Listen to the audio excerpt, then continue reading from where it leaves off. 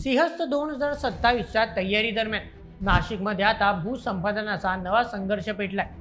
जमीन मालकांनी दिलेल्या मुदतीत परवानगी दिली नाही तर सक्तीने भूसंपादन करण्यात येईल असा थेट इशारा जिल्हा प्रशासनाने दिलाय. कारण कुंभमेळ्याला अवघे काही महिने शिल्लक असताना तब्बल 22 महत्त्वाचे प्रकल्प अजूनही अडकले आहेत. एका बाजूला सिंहस्थासाठी 25,000 कोटी रुपयांची विकास कामं सुरू आहेत, तर दुसऱ्या बाजूला ग्रामपंचायती आणि शेतकऱ्यांचा तीव्र विरोध कायम आहे. त्यामुळे आता नाशिकमध्ये शेतकरी विरुद्ध प्रशासन असा नवा संघर्ष निर्माण झाल्याचं चित्र पाहायला मिळते. आणि जर हे प्रकल्प वेळेत पूर्ण झाले नाहीत तर त्याचा थेट परिणाम सिंहस्थ 2027च्या व्यवस्थेवर होऊ शकतो. त्यामुळे जगभरातील कोट्यावधींच्या गर्दीने स्वागत करण्यासाठी नाशिक सज्ज असताना आता शेतकऱ्यांकडून होत असलेल्या विरोधामुळे तयारी समोर एक मोठा अडथळा उभा राहिलाय. परंतु नेमके हे 22 प्रकल्प कोणते आहेत, शेतकऱ्यांचा विरोध कशासाठी आहे आणि या संपूर्ण वादाचा सिंहस्थाच्या तयारीवर किती मोठा परिणाम होऊ शकतो, तर चला सर्व काही अगदी सविस्तर पद्धतीने जाणून घेऊयात आजच्या व्हिडिओमध्ये. आजच्या बातमीचे लेखक आहे मेहुल मराठे.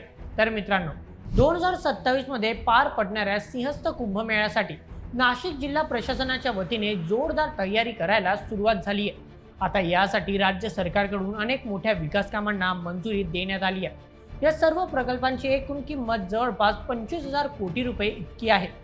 जगभरातील कोट्यावधी भाविक नाशिकमधील रामकुंड, त्याचप्रमाणे त्र्यंबकेश्वरमधील कुशावर्तकुंड या ठिकाणी सिंहस्थ पर्वणीच्या निमित्ताने दाखल होतात.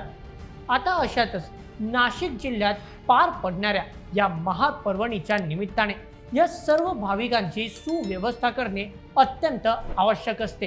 म्हणूनच या अभूतपूर्व सोहळ्यासाठी नाशिकमध्ये हे हजारो कोटी रुपयांचे विविध विकास कामे सुरू आहेत. आता या सिंहस्थ पर्वणीला फक्त अवघे काही महिनेच शिल्लक राहिले आहेत आणि आता अशातच या तयारीसमोर एक मोठा अडथळा उभा राहिलाय.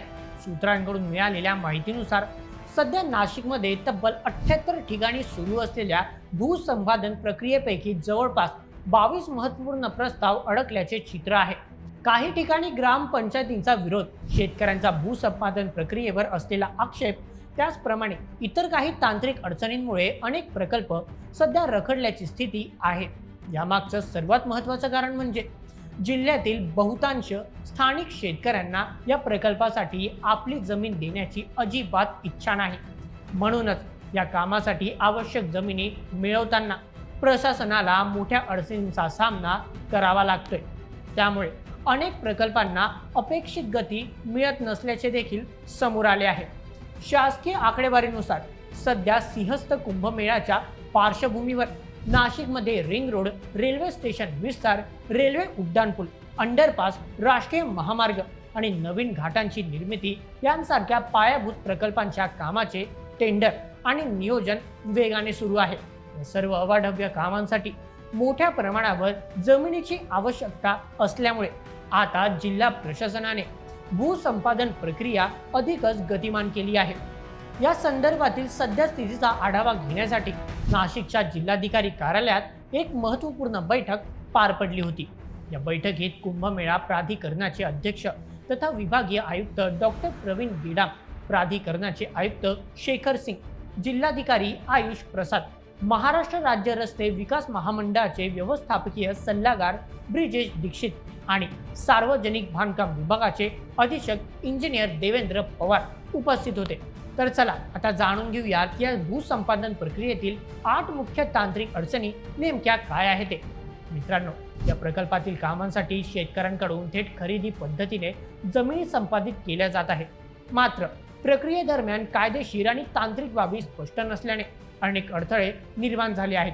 यामध्ये प्रामुख्याने ग्रीन बेल्ट गुणांक निश्चित करणे, बागायती जमिनींचे अचूक निकष ठरवणे, पीक पेरा कालावधी ठरवणे, देवस्थान ट्रस्टच्या जमिनीचा मोबदला निश्चित करणे, सार्वजनिक वापराच्या व्याख्येतील श्रेष्ठ स्पष्ट करणे, साधुग्रामचे आरक्षण, मातोरी व मुंगसरा येथील रस्त्यांचा आराखडा बदलणे आणि सर्वात महत्त्वाचे म्हणजे जमिनीच्या पोट हिस्सा मोजणीतील त्रुटी या 8 प्रमुख मुद्द्यांचा समावेश आहे.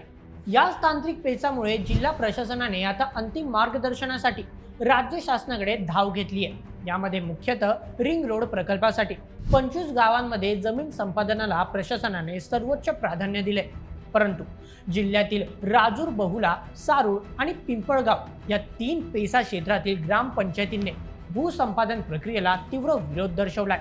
तसेच मुकमल बाद आणि मातोरी येथील शेतकऱ्यांनी रिंग रोडचा आराखडा बदलण्याची मागणी लावून धरल्यामुळे जवळपास 22 प्रस्ताव अजूनपर्यंत प्रलंबित आहेत. तर यावर राज्य शासनाकडून मार्गदर्शक सूचना प्राप्त झाल्यानंतरच पुढील पावले उचलली जातील. सार्वजनिक कामांसाठी शेतकरी स्वतःहून जमिनी देण्यास संमती दर्शवत आहेत. मात्र जे प्रकल्प बाधित शेतकरी ठराविक मुदतीत थेट खरेदीसाठी संमती देणार नाहीत, त्यांच्या बाबतीत प्रशासनाकडून थेट जमिनीचे शासकीय दर जाहीर केले जातील. म्हणजे अगदी सोप्या भाषेत सांगायचे झाले तर दिलेल्या मुदतीत जर जमीन मालकाने जमीन संपादित करायला परवानगी दिली नाही तर जबरदस्तीने भूसंपादन केले जाईल. त्यानंतर कुंभमेळ्याची निकड लक्षात घेऊन आवश्यकतेनुसार भूसंपादन प्रक्रिया राबवून जमिनी ताब्यात घेतल्या जातील, अशी माहिती जिल्हाधिकारी कार्यालयातील बैठकीत देण्यात आली. परंतु आता असा गंभीर प्रश्न उपस्थित होतो की जरी सिंहस्थ कुंभमेळ्यासाठी प्रवाशांचे नियोजन करणे आणि विकास कामे राबवणे आवश्यक असले तरी देखील प्रत्येक विकास कामासाठी आता कधीपर्यंत अशा प्रकारे शेतकऱ्यांचा आवाज दाबला जाईल? तर या प्रकरणी पुढील प्रक्रिया कधीपर्यंत राबवली जाते, त्याचप्रमाणे शेतकरी आता या निर्णयाला कसा विरोध करतात हे पाहणे देखील तितकेच महत्त्वाचे ठरेल. तर मित्रांनो, या संपूर्ण प्रकरणावर तुमचे काय मत आम्हाला कमेंटमध्ये नक्की कळवा आणि अशाच व्हिडिओसाठी सबस्क्राईब करा बोल MH आपल्या यूट्यूब चॅनलला. धन्यवाद.